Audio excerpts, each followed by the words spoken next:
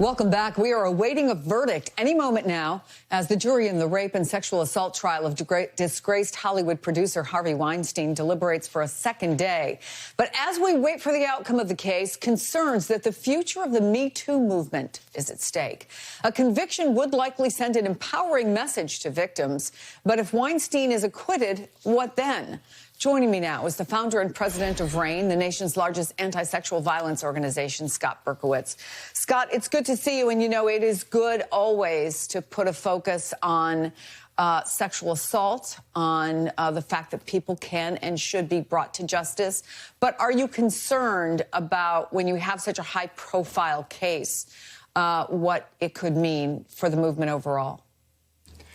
It is a concern. You know, on the one hand, this is just one case. It has its own facts, its own circumstances, and whatever the verdict is, we're not going to be able to project it to other cases. But there's no denying that Harvey has become a symbol of people who get away with this crime for far too long before they're caught.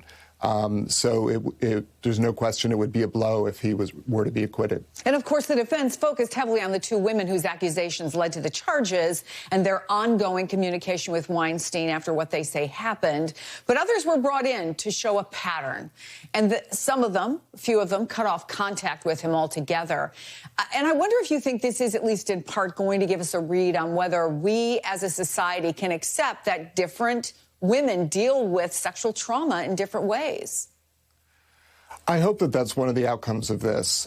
You know, this is just like any other type of trauma, death in the family. People react differently.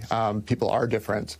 So to assume that every victim is going to act in a certain way is unrealistic. Everything we know about human nature.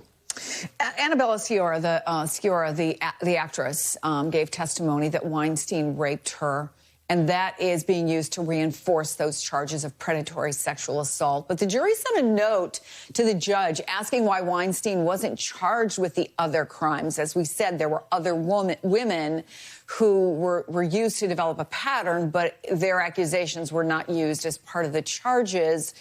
I wonder what went through your mind when you heard that the jurors were asking about that. I think it's a natural question when you hear someone accused of a long string of crimes but not charged. You know, I think we saw a similar thing in the Cosby case, but the jury in Cosby's retrial was able to hear from more victims to establish that pattern, and that gave the prosecutors what they needed to get the conviction. We continue to watch it closely. Scott Berkowitz, thanks so much for coming on the program. Appreciate it.